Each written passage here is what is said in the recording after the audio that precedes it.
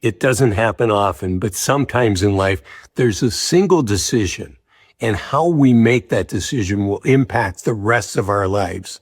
And if you're 40, 50, 60 or older, there's a single decision that's going to impact what I call the youth of your senior years. And that is, at what age do you decide to retire? And unfortunately, most of us cruise through that decision on autopilot, right? Here in the United States, the standard is we retire at 65. And many people continue to work until their health doesn't allow them to retire. In fact, many people don't get to 65 to retire because something happens before then out of their control. They didn't make the deliberate decision, but they were forced to. In fact, Goldman Sachs says about half of people are forced to retire before 65. So in today's video, I want to talk about the major decisions in our life that can impact the quality of the youth of our senior years. I talked about the first one, which is the age that we retire. And, the challenge is twofold. One, we live in a society that tells us to retire at 65. And two, we have evolved that having access to more resources feels better to us, feels more secure, feels safer to us than having access to less resources. And the easiest resource to measure is how much money we have in the bank, how much money we're going to have for retirement, how much money we're going to have to spend each month in retirement.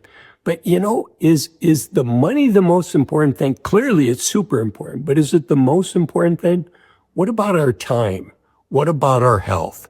There's always ways to make more money, but there's never ways to make more time. And unfortunately, the older we get, once we lose our health, it may be very difficult, if not impossible, to get that back. So that's the first question.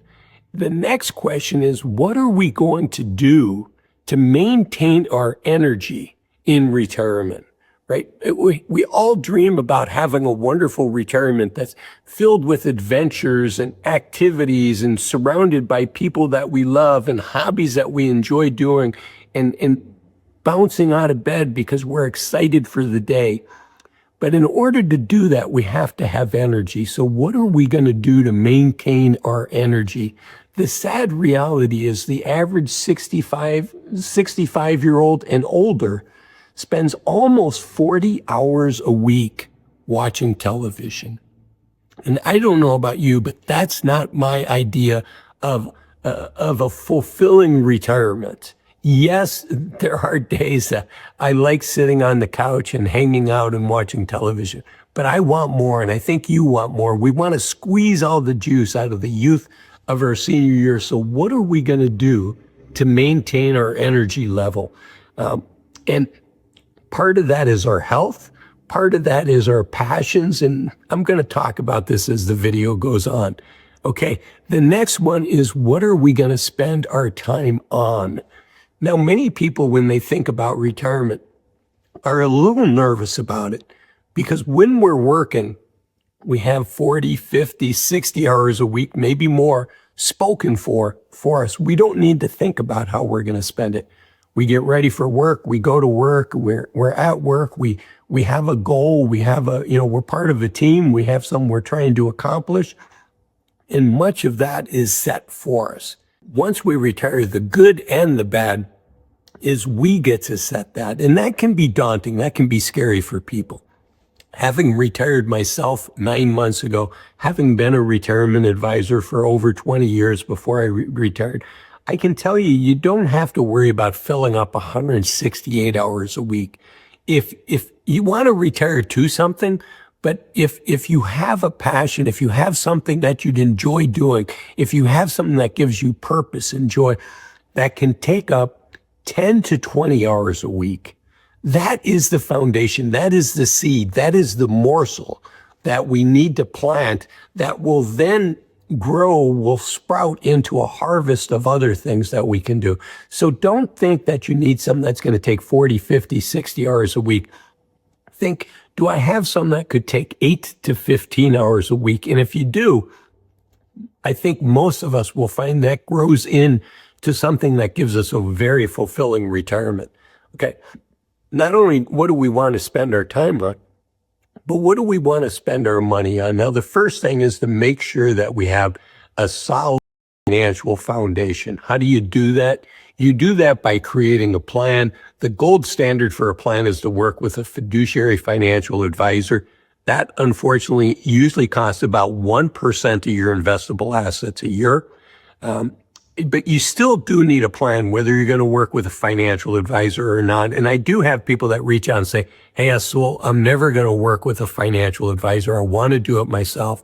If that's you, the software that I like is called Bolden.